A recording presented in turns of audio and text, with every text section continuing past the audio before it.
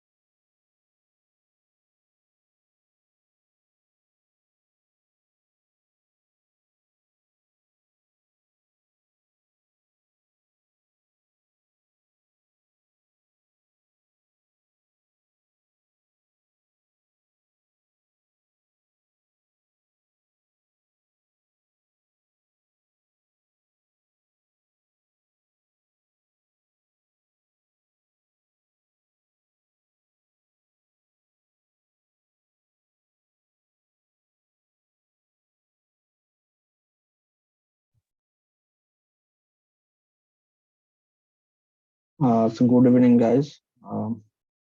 Have you all completed the assignments of week 3?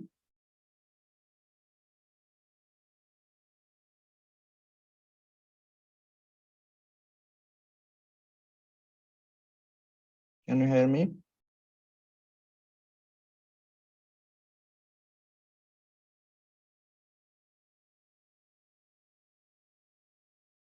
Hello.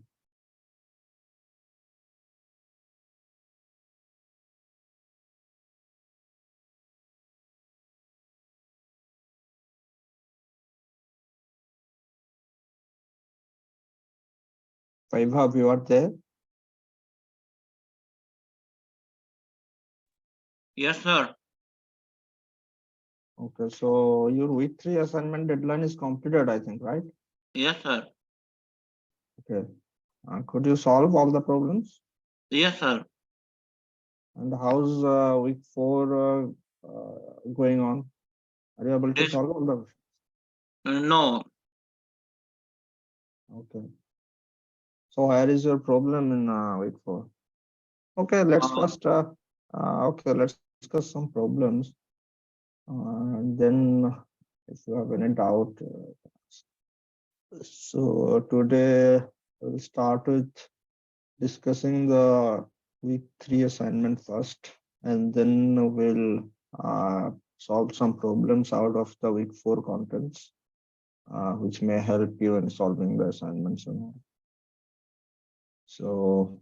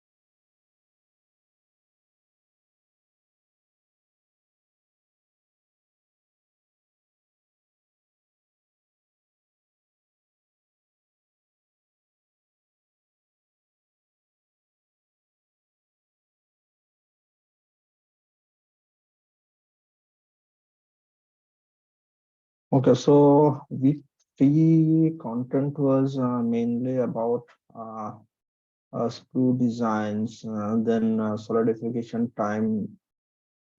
I think metal pouring time calculation was taught to you. Okay, and then what was done is some basics of solidification, difference between alloy and pure metal solidification and all. There was some catering design problems. There was concepts about directional solidification, thermal gradients and all. So these are the assignment questions. So here it says screw distance from the mold is defined by. So of course you know that while designing a screw, we take into account the Bernoulli equation. Now in which we have pressure, velocity, and distance of a particular point from the datum. So of course, flow distance is a consideration, and then mold layout. Mold layout is something related to casting design problem. You can have different designs of a mold. There can be different kind of inlets. There can be different gating, single gate or multi-gate system. There can be tapered or cylindrical gates. Like that, a mold is designed. So in that case, the screw distance should also be dependent upon the mold layout. Then comes heat concentration. So at what temperature you are pouring the metal, what is the conductivity and specific heat capacity of the metal, how is the heat distribution being defined for the casting, like that. So heat concentration should also be a point, and then all of the above becomes the correct option. Now that we have already done questions about pouring time calculation, this is a question. It says calculate the volume of the mold and the height of the mold for the given condition. Given a height of down screw be 0.1 meter, cross-sectional area of K to be 10 to the power minus 3 meters square, time to fill the mold cavity be 100 seconds, and G, 9.81 meter per second square. The radius of the mold at the bottom is given, and the mold at the top is also given.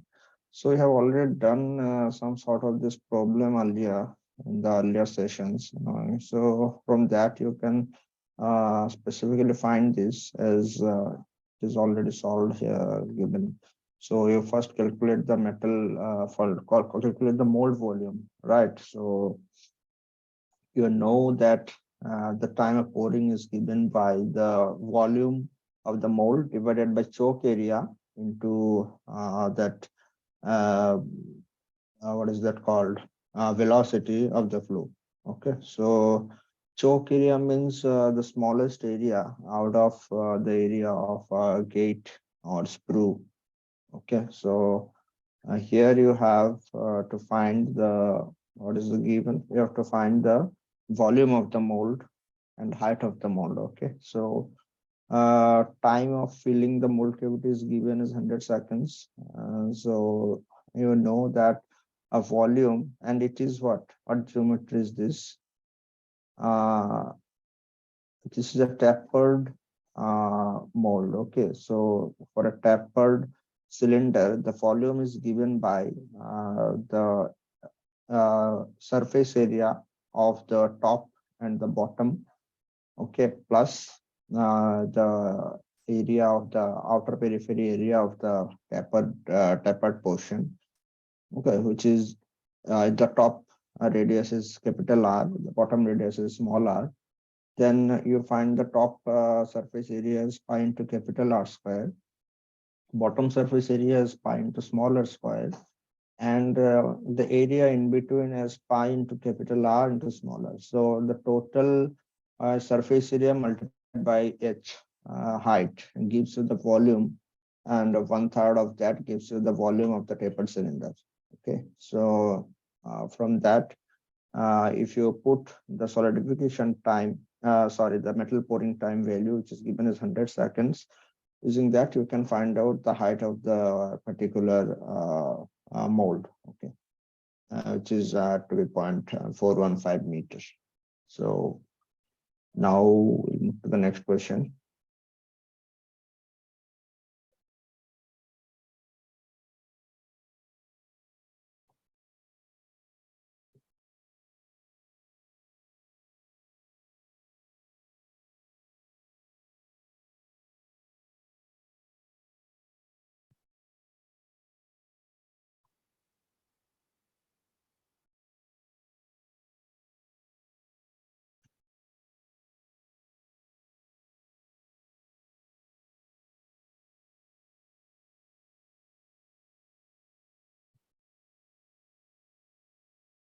So this question says the degree of supercooling necessary is reduced by the presence of.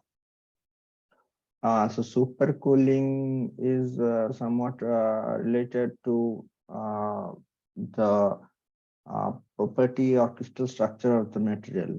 In other words, here it says that uh, number of components of the casting.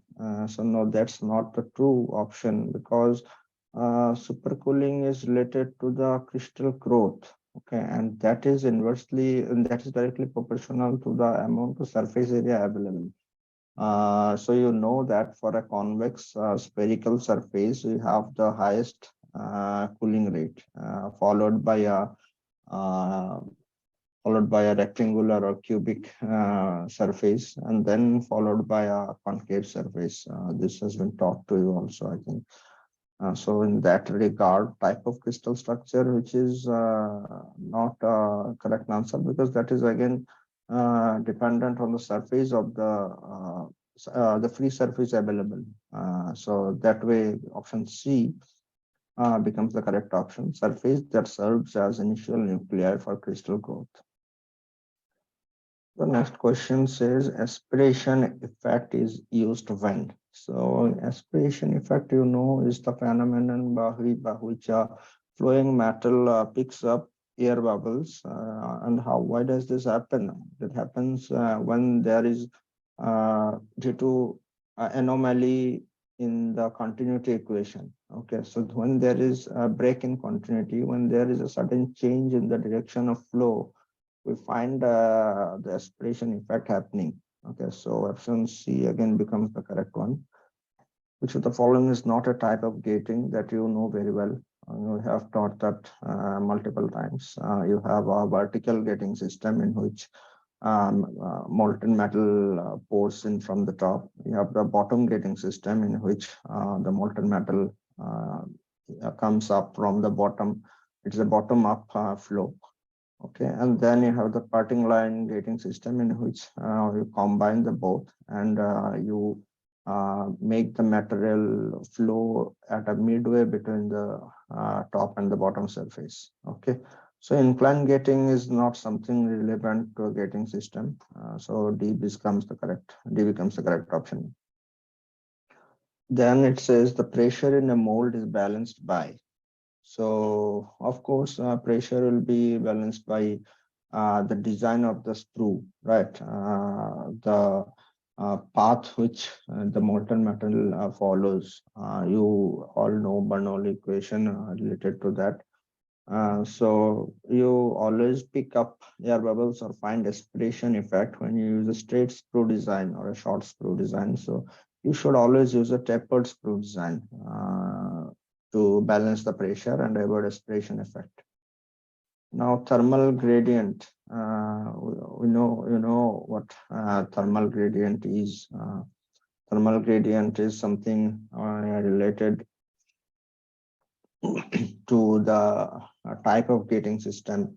In case of a top gating system, the thermal gradient remains stable as the metal is poured in from the top. Okay, but it is disturbed when we pour in the material bottom up. Okay, so thermal gradient defines direction of a crystal growth in an alloy. Absolutely true.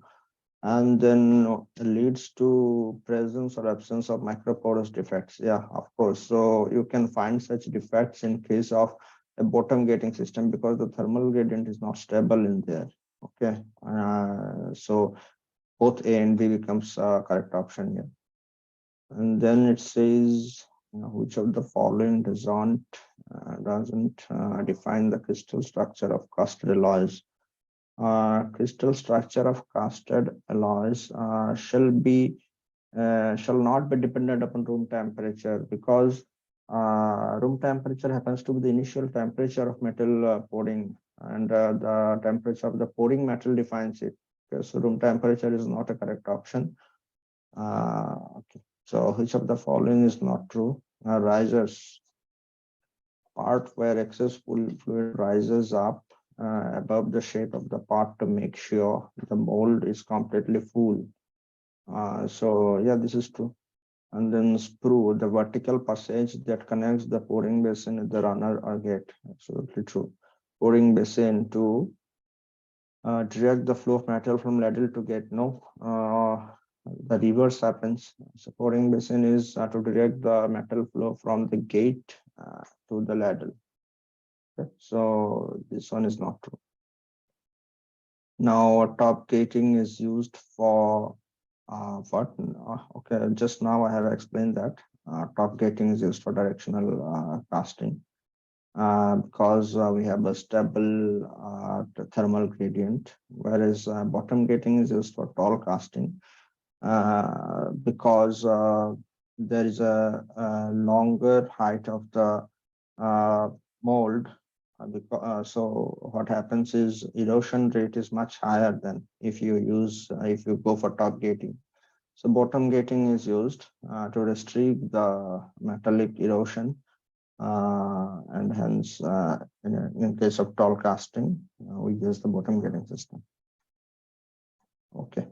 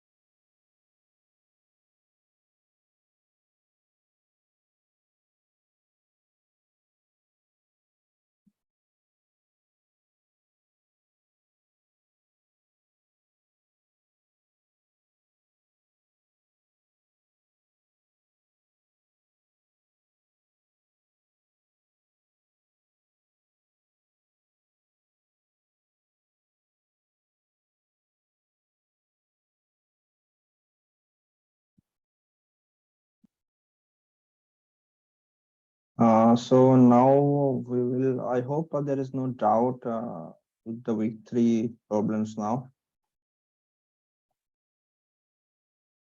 Yes, sir.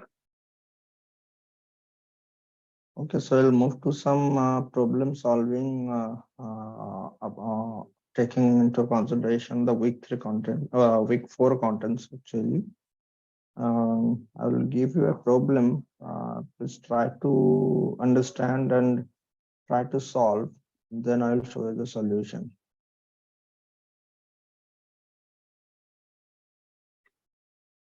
So this is the problem, and there is a little change in here. What we will do is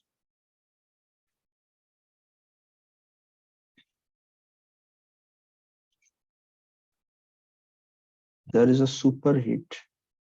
Okay.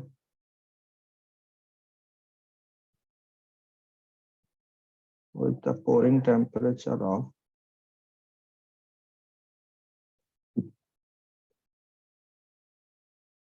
let's suppose 1560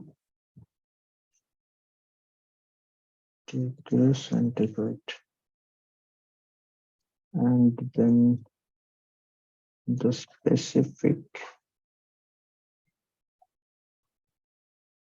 heat for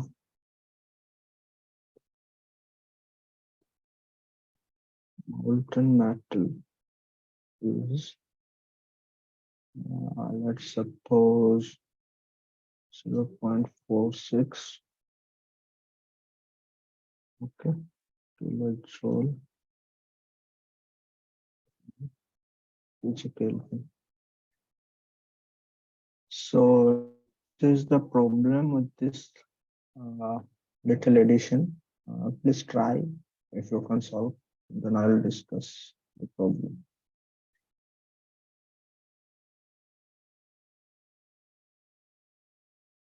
This topics has been taught to you, right? Solidification in case of sand molds. Please try.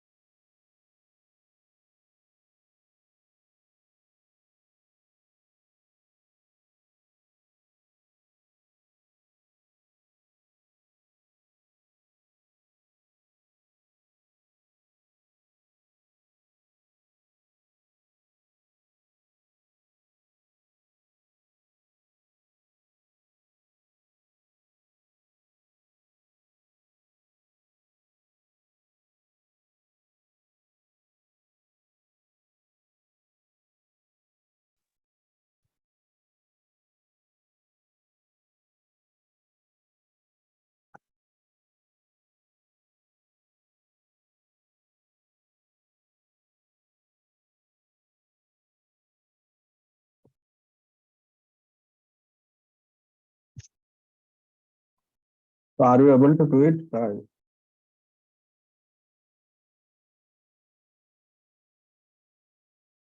Yes, sir. Just 2 minutes, sir. Okay.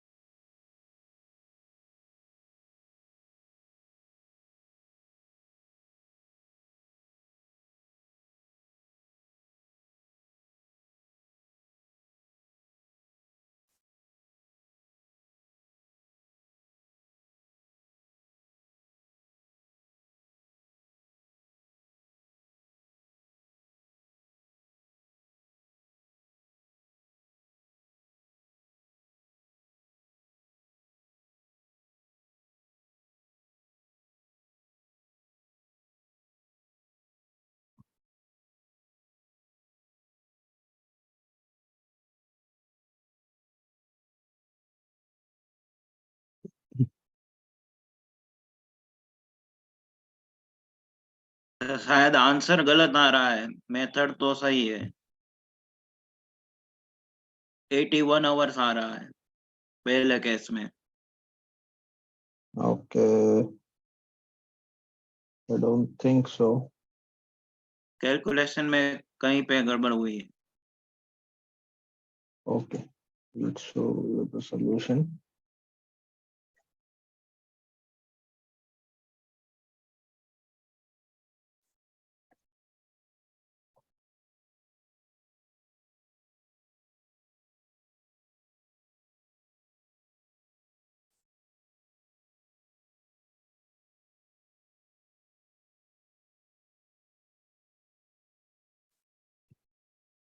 Okay. So this is the solution. What's happening is if we consider as the L, B, and H as the length, breadth, and height of the particular slab, which has been given in the question, then the volume is given by LBH and the surface area is given by twice LB plus BH plus LH. Now, since in this case, the height is much less as compared to the length and breadth because it is a slab casting. So we ignore the terms where h is being multiplied. Okay, so what happens is when the product of length into breadth is much higher than breadth height and length height. So approximately we can ignore this BH and LH terms, and we can take the area as twice LB in a simple way. So then the casting modulus, which is given by V by area, volume upon area, becomes LBH divided by 2 LB. So LB gets cut off, and then we have H by 2 left. So the height in our case was given as the height 10 centimeter. Okay. So I think we have used here as 20 centimeter of height. I'm sorry, the height should be 20 centimeter rather.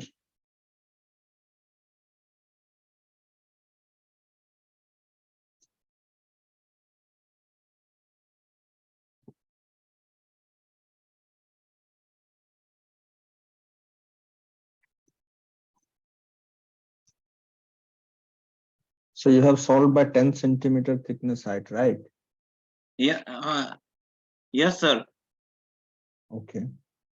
So let's consider the height is 20 centimeter because the solution I'm going to show you has considered the height is 20. You just check if the procedure is correct. Okay.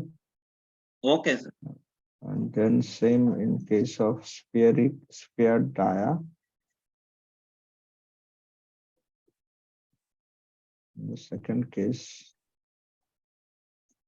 consider that also as 20 centimeter. So in that case, so we have 20 divided by 2 gets you to 0.1 meter. Then the twist here is that superheating has been considered. So the material is being poured at a superheated temperature. So that means the pouring temperature is not equal to the freezing temperature. Okay, so here you have to recalculate the latent heat. Okay, because there is a temperature change due to superheating. So the equivalent latent heat L dash now becomes L plus Cm into the superheat temperature, pouring temperature theta P minus theta F being the freezing temperature. Okay, and Cm is the specific heat for the molten metal. So that is given to be 0.46 kilojoule per kg Kelvin. So we have used that. The superheat temperature is 1560, and the freezing temperature is given as 1540 degrees centigrade. So, and the initial latent heat is 272. So the equivalent latent heat considering superheat now becomes 281.2 kilojoule per kg. Okay. So now we'll go to finding the dimensionless constant lambda, which is given by the temperature difference in terms of initial and freezing temperature. Then here the latent heat L gets replaced by the newly found equivalent latent heat L dash, considering the superheat which is being given to the pouring metal. So here in this case, rho C is for the mold and this is for the metal. Okay, so when you put it here, you are given rho C for mold as rho is 1600 and C as 1.17 kilojoule per kg Kelvin. And for the metal, we have the specific heat is 0.46. And the density is for iron, 7850. So in that case, We find lambda, putting in the values for all the variables as 1.28. Now for an infinite plane, because this is a slab, we consider this as an infinite plane. Then another dimensionless constant beta is found out as lambda into twice by root pi. Lambda we have found out as 1.28, and putting in here, we get beta is 1.44. Okay. Now, in that case, you have thermal diffusivity alpha given as K upon rho C. Okay, for the mold. This is a sand mold. We have the rho as 1600 and C as 1.17. And then we have the conductivity for the sand mold as 0.8655. We put it in here and find thermal diffusivity as 0.46 into 10 to the power minus 6 meters square per second. Okay. Now, using that alpha, you know this relation which has been derived in the class. Alpha TS is given by this square of the casting modulus V by A upon beta square, which is a dimensionless constant. Okay. Now V by A has been found out earlier as 0.1 meter, and then we have beta just found out as 1.44. So you put it in here, and then from this equation you get TS as 1 by alpha into this particular term, whatever it is, which comes out to be 10483 seconds, approximately 2.9 hours. Okay. So did you follow the same process? Yes, sir. Okay. So I hope you have understood the thing. Yes, sir. Yeah. So now the second question was for a spherical casting. In the spherical casting, we have provided the sphere is not 10, it's 20 centimeter dia. Okay. And other things remains the same. So for the sphere, the constant beta is found out in this manner. You put the value of lambda earlier found out as 1.28. You have 2 by root pi as this constant term. You have 3 by beta. You rearrange that to get a polynomial of second degree, shown as here, beta square minus 1.44 beta minus 0.43 equal to 0. From that, you get two values of beta. Okay, but a negative value of beta is unreal. The dimensionless constant beta has always been to be positive. That's the condition for using beta. Now we consider 1.69 as the beta value and put it here in the same procedure. We find the casting modulus P by A for a sphere as the volume of sphere 4 by 3 pi r cube divided by surface area 4 pi r square, which is almost equal to r by 3. And then we put the value of radius. The dia is 20, so radius becomes 10 by 3 into 10 to the power minus 2 meter. So you equate this V by S square by beta square to alpha TS. Alpha is the thermal diffusivity. TS is the solidification time. And from that, you find TS as 1 by alpha into 3.33 into the minus 2 square by 1.69 square. That will get you a solidification time of approximately 2.23 hours, which is much, much lesser than what we got for a slab casting, which is 2.91 hour. So can any one of you tell me why such a difference is coming when you are changing the geometry of the casting from a slab to a sphere?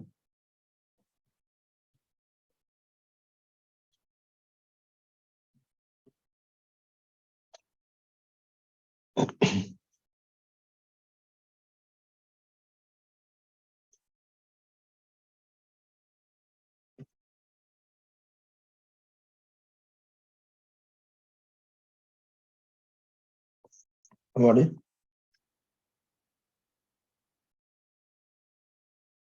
So which type of geometry is having the largest surface area? out of these two? Sphere, sir. Okay. So if so, then you have the heat transfer maximum from a spherical area, right? And Yes, sir. then so that's why you have the solidification time drastically reduced to 0.2 from almost 3 hours. Okay. So I hope this question is clear. Yes, sir. We'll move to another question now. Now here we go to a metal casting process. You can say this is a die casting process. In this case, you have to find out the solidification time in two cases. The first one is when we have a water-cooled copper mold. I mean, the resistance from the mold is not very much ignorable. Okay, and you can consider it as the case of a constant surface temperature casting. Okay, and the second one is when the mold thickness is much higher, and we cannot ignore the thickness of the we cannot ignore the resistance out of the thick mold, and then you have to consider the resistance out of both the mold and the metal. So these are the two conditions, and the data is given for you here. You can assume that the interface resistance is ignorable in this case. Okay, so try this question and then I'll again discuss the solution.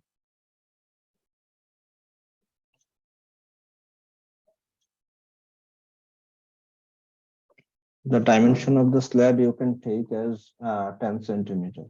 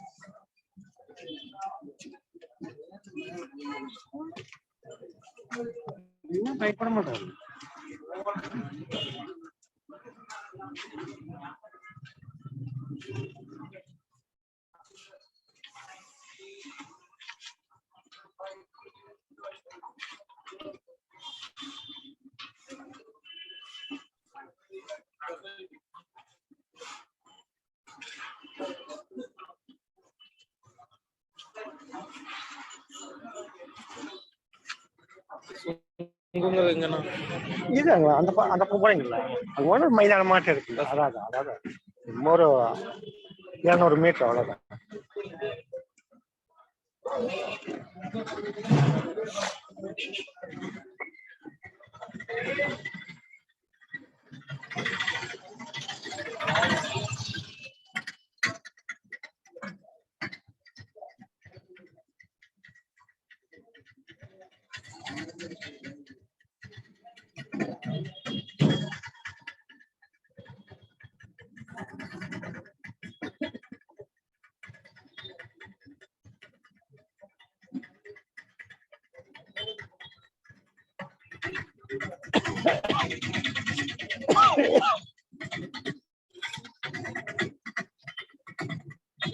So are you able to do it, guys?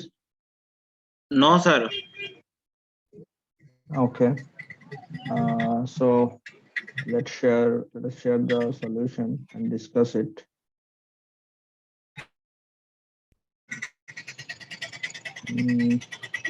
Yeah. Can you put please your mic down?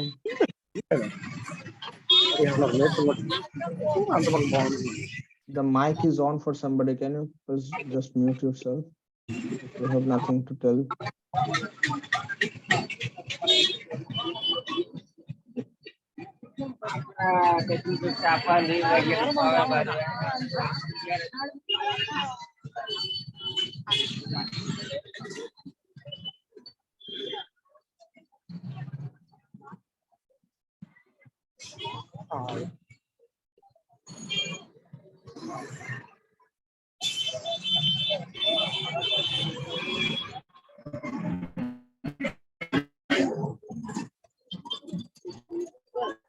Okay, so in this question, you have to find the solidification time for the same slab we considered in the last question.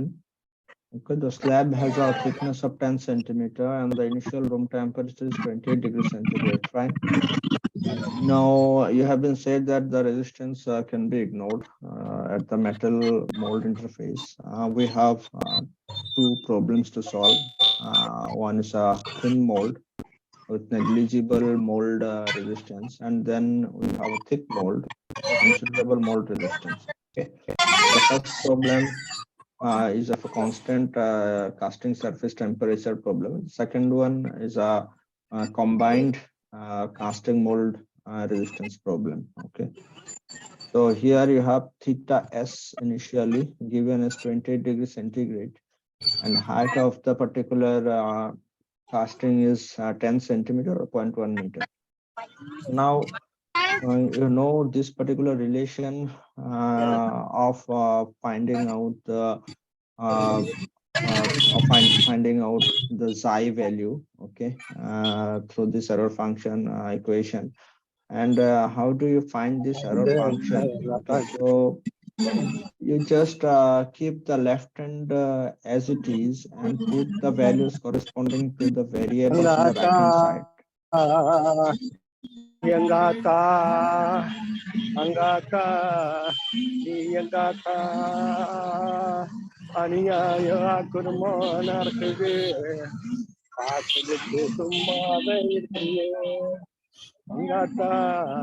Mr. Ranganan, can you mute yourself?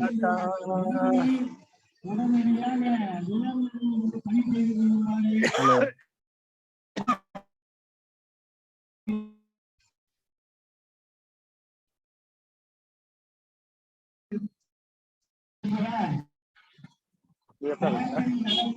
Okay, so you have been given the metal freezing temperature is 1540 degrees centigrade, and then the initial temperature theta s as 20 degrees centigrade. Okay, so then you have been given the specific heat for iron as 0.67 kilojoule per kg Kelvin. Okay, you put it in here.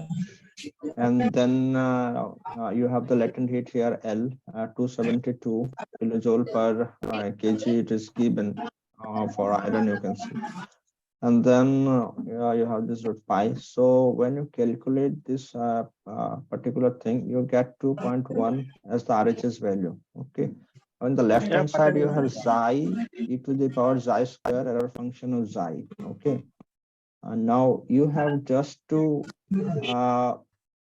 by trial and error, you have just to equate the LHS and RHS and see for what value of xi the RHS becomes 2.1. Okay. So how do you do that? There is an error function table available. I'll just show you. That was strong or cheap or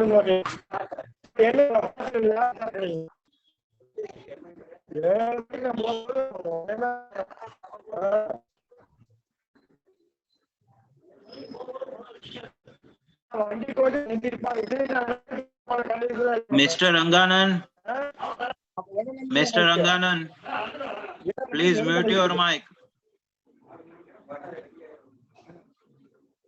7 மணிக்கு வெறும் வண்டி நிக்குது, ஒண்ணுமே இல்ல வண்டியில.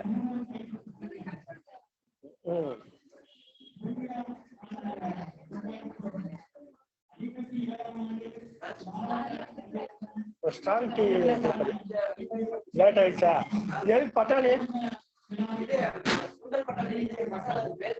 ஓ, வேல்புரி masala.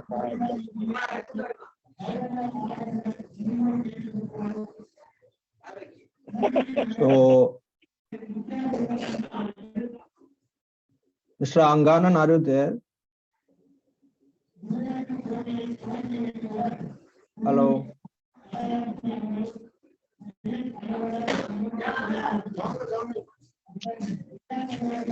Hi. நாளைக்கு கடை எப்படி? நாளைக்கு கடை எப்படி? அது இன்னைக்கு நைட்டே கடை இருக்கா? आपका माइक म्यूट कर दो ना. ஆமா, இங்க எல்லாம் கைப்பந்து போட்டு விளையாட ஆரம்பிச்சிட்டாங்கல்ல. நாளைக்கு ஃபுல்லா நைட் ஃபுல்லா இருக்கு. Sir, you have the authority to mute everybody.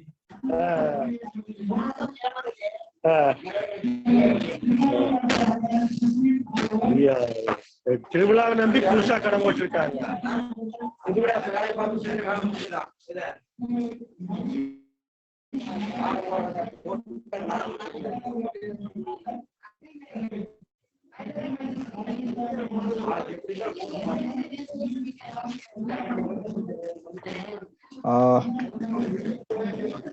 I don't know where this guy is.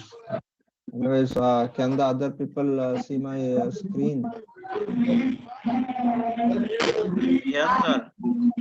So this is a error. This is called an error function table. Okay. So in this equation, you can see the right hand side has come out to be 2.1. Okay. So and the left hand side says xi e to the power xi square error function of xi. Okay. Now what you do is for this table you have to check for what values of z the error and the corresponding error function value of z, the right hand side comes out to 2.1. Okay.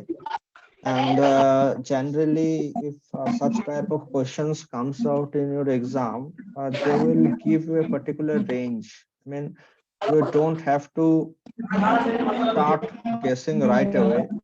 There will be a range. For example, in the question it will be said that check on the values between 0.2 to 0.4. Okay, you have to check 3 to 4 values, and out of that you can find out the particular xi value and the corresponding ERF xi value, put it here and equate the both sides and find out the xi. Okay, which one is satisfying this equation. So in this case 0.98 value of xi is satisfying this equation, and then you consider this value to proceed further. Okay, so you find alpha s as k by rho c. Okay, for the metal, and you find it as it has been given in the question that 83 is the conductivity for the metal, 7850 is the density, and 0.67 is the specific heat for iron. From that, you find thermal diffusivity alpha S as 15.8 into 10 to the power minus 6 meters square per second. Okay. You use this to find out solidification time tau as by this formula. Okay. This has come out from here xi. Okay, xi is nothing but x, the distance over which solidification takes place, x by pi root alpha t. Okay, from that you find t as so this formula and find out as 0.01 hours approximately. So did you now understand the procedure? Vaibhav? Yes, sir. Okay, great. So now it's the second part in which you have to consider the casting in which both the mold and the casting offers a significant resistance. The mold is thick enough to be considered for the total resistance out of the mold and casting. So in that case, you have an extra term, dimensionless term phi here. Okay. From that, you have to find out the phi. And these are the particular two equations through which this type of problem has been solved. Okay. This derivation should be there in your lectures, weekly lectures. Okay. The first one is for mold, and then this one is for the metal. Okay. So using these equations and the boundary conditions, you arrive at this particular equation. It's the same as the earlier one, just an extra term phi. So phi has been found out by KROC for metal, by KROC for mold. Okay. So you put in the values. Customer Find out phi is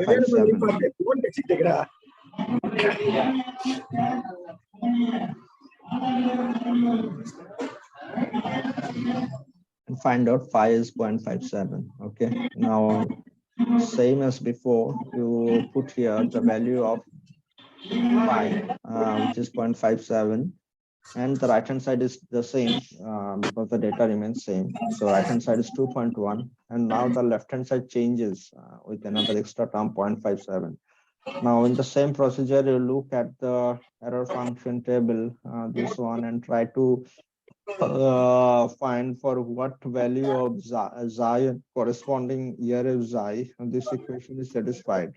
Okay, and then that particular xi gives you the solidification time as h square by 16 xi square alpha, where h is given as 0.1 and 16 and xi is 0.815. You have just found out, and then you have this alpha value, which earlier we have found out here.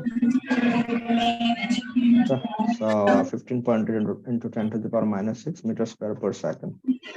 So you put it there to find out the solidification time as 0.0165 hours. Okay. So so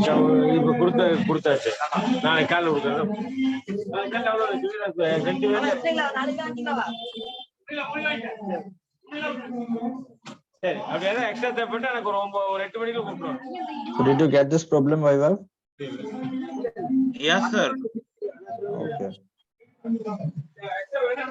So now riser design has also been taught to you, right? Yes, sir. Okay. So how will do a problem out of riser design? I'll show you the question.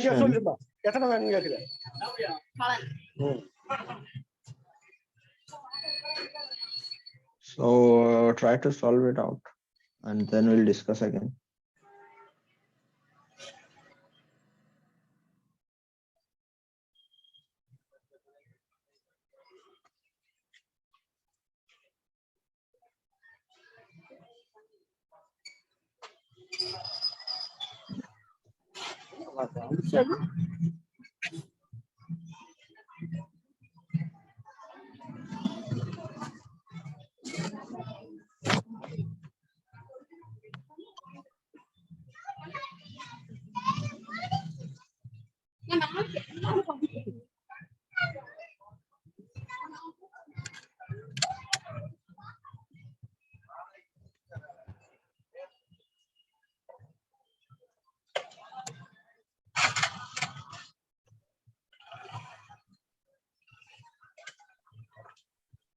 எப்படிடா தெரியல ஒரு daddy எப்படிடா தெரியும்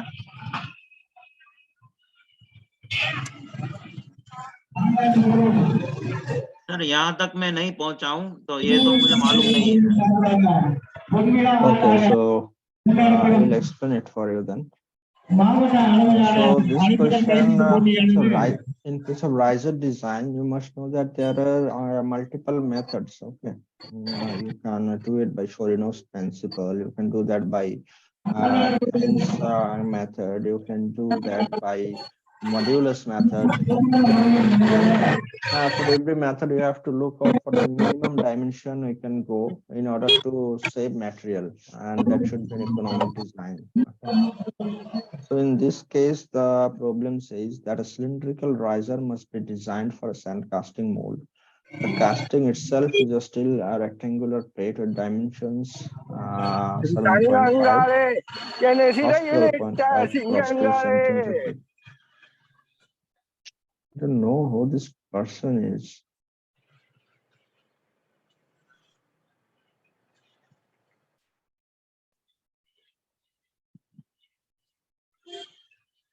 Previous observations have indicated that the solidification time is 1.6 minutes.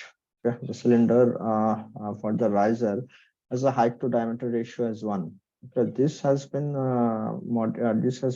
actually the general case for the optimal design for a cylindrical riser. Okay. The height to diameter remains as 1. Okay. That happens for a side riser. Okay.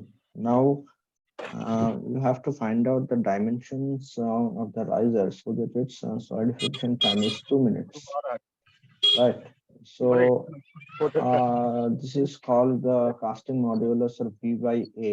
You find the ratio for V by A as the V by A for casting by V by A for riser.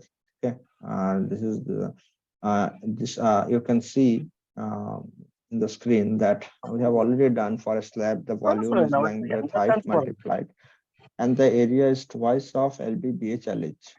Isn't it? So for the casting, we have the V by A ratio as this 0.7. Okay. Now it has been given that the solidification time for the casting is 1.6, and for the plate dimension given, we have found out that it is 0.7.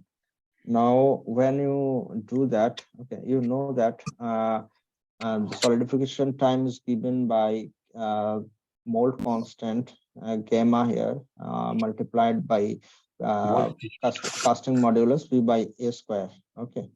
So in that case, you find the mold constant as 3.26 minute per centimeter square. That's an undergraduate level problem for riser design. I think you know the formula for solidification time. Okay, when the mold constant gamma and the casting modulus V by A square is available. Okay, so that becomes 3.26 minute per centimeter square. Now it has been given that for the riser D diameter is equal to height. So D by H ratio becomes 1.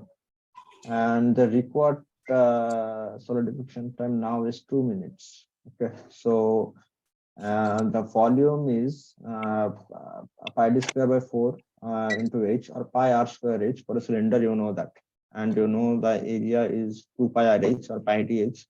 The lateral surface area plus surface area of the top and the bottom circle of a cylinder. It is pi r square, or twice of that becomes 2 pi r square, or 2 pi d square by 4. Now D by H is 1 given, and then you find the volume in terms of that. You replace H by D, so this becomes pi d cube by 4, and the area becomes pi d square plus twice of pi d square by 4, right? So this becomes 1.5 pi d square. So now V by A becomes D by 6. For what we have been doing, this is for riser. Earlier we have done that for casting. For casting, we have found out this gamma, and then TS is given already, and we found out the mold constant to be 3.26 minute per centimeter square. In this case, for the riser, we find out that V by S D by 6. Now, this is solved by Shorinov's rule. Okay, so you equate both, and then you find out that the new time is given as 2 minutes. Okay, you can see here 2 minutes. So this becomes K, which has been found out as 3.26 minute per centimeter square, the gamma value, into V by S square. What is V by A for the riser? It is D by 6. Okay, so you equate it and find out D as 4.7, which is again equal to the height. So this amount.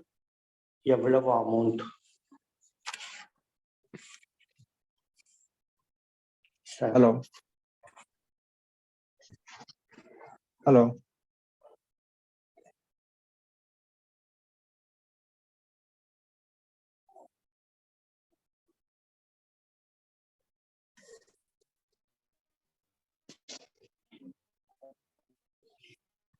So the height, it was already given in the question that the diameter is equal to height. So in this case, we find out the riser dimension. So if you calculate the volume of the riser by using these dimensions and the formula for volume of a cylinder in the top, you can see that pi d square by 4 into h. You can find that it is 81.5 centimeter cube. Okay, which is 44% of the volume of the cast plate. Okay, so without solidification time is 25% longer. Okay, so that much is not required. So an optimization could have been done. So by Shorinov's rule, we have find out the dimensions like that. That much was the requirement for the question. So is this problem clear?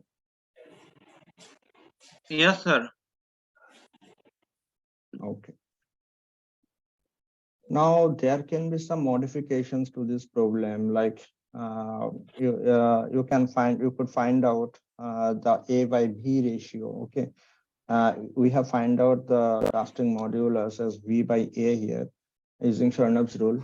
Now for cross checking, if your dimension is correct, in order to avoid material wastage, you can check the A by V ratio. And then if you find the A by V ratio for the riser is getting more than that for the casting, then it's fine. Okay, but if it becomes lesser, then there is a problem with the calculation, and then you have to equate A by B for the, area upon volume ratio for the riser to be equal to that of the casting. That should be the minimum dimension which is required for a good design, for a sound design. Okay, so this can be done. A by B ratio can be found out to cross check if your calculations, if your design is correct. So now there are other methods to find to design a riser, which are Kynes method and modulus method. We'll again discuss another method called Kynes method with you.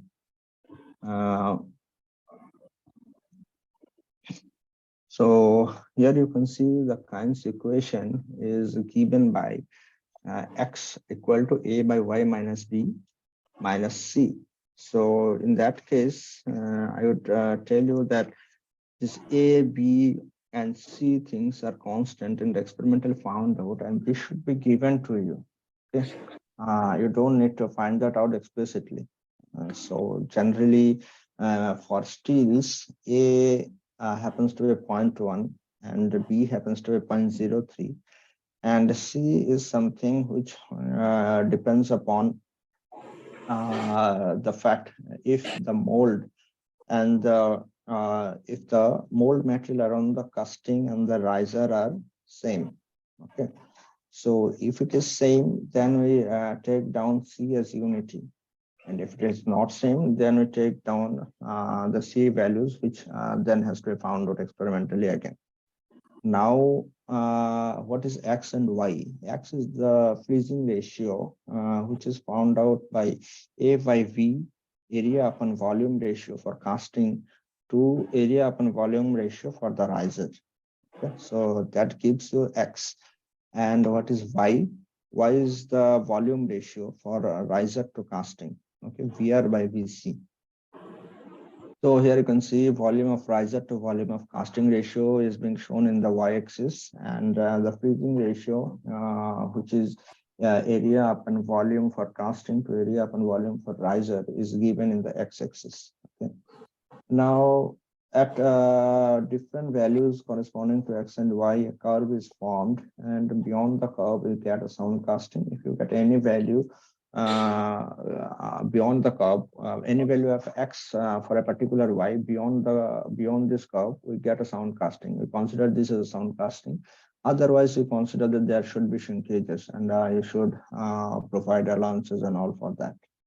So now, corresponding to that, we shall consider a problem again. So here you can see that it has been told to calculate the size of a cylindrical riser. Okay. So height and diameter be equal, again, as in the previous problem. That is the optimal condition for a side riser are necessary to feed a steel slab casting of 25 cross 5 centimeter with the side riser, right? Now, the casting is poured horizontally into the mold. You have to find out the cylindrical riser dimensions of Kyne's method.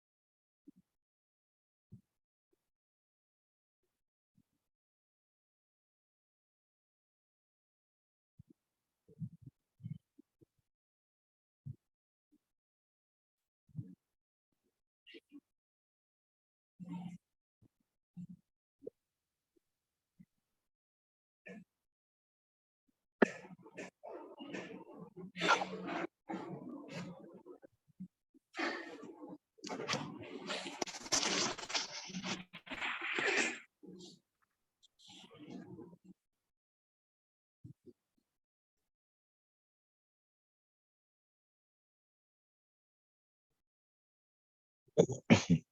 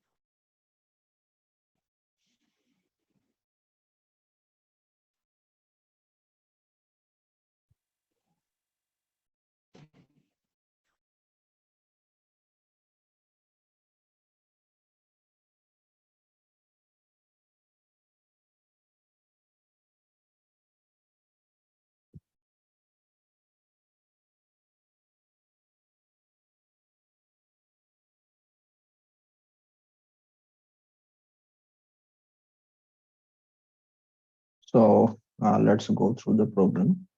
So the volume of the casting, it is a slab casting. So it is given by length into breadth into height, which comes out to be 3125 centimeter cube. And then the surface area of the casting, it is nothing but twice LB plus BH plus twice LH. And so as length and breadth are equal, we have directly done that as 4 times of the other two products. Okay, so this becomes 1750 centimeters square.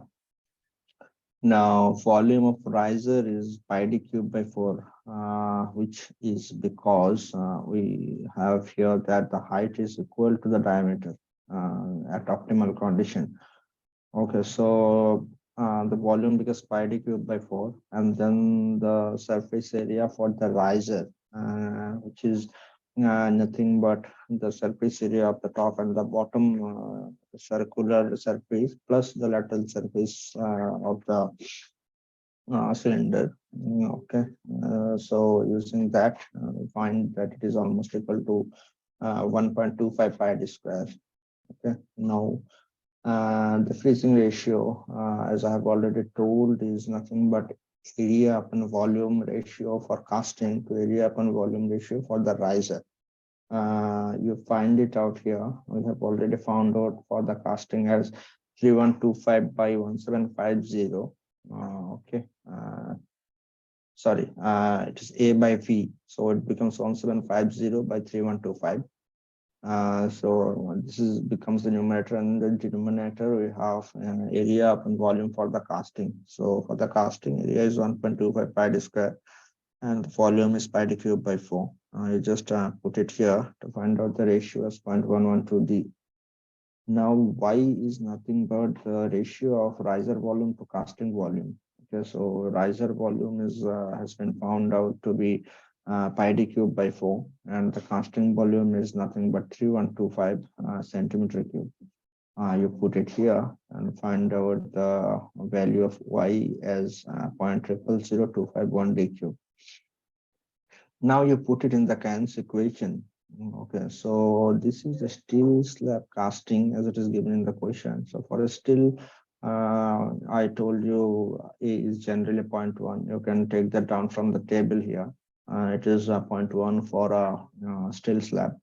A value, then y minus b. So y has been found out here as 0.000251 d cube. Put it down here. And then you have B value, for casting it is 0.03 plus C, which is 1, because the material around the riser and the casting remains same. Okay. Now on simplification, we find this polynomial equation of degree 4, and on solving that, you find out D as 11.44 centimeter, almost equal to 12 centimeter, which is again equal to the height as it is given in the question for optimal condition. Okay, so this concludes, I think, today's lecture. If you have any doubt, you can ask. These materials will be shared to you over, I think the recorded video lecture will be there over YouTube. I hope the links has already been shared to you, and these presentations and PDFs, all the materials will also be shared to you through a Google Drive link. So I hope these things will help you in solving your assignments and the final end semester problem or the course. Okay, so have a look at this problem, and then if you have any doubt, you can ask.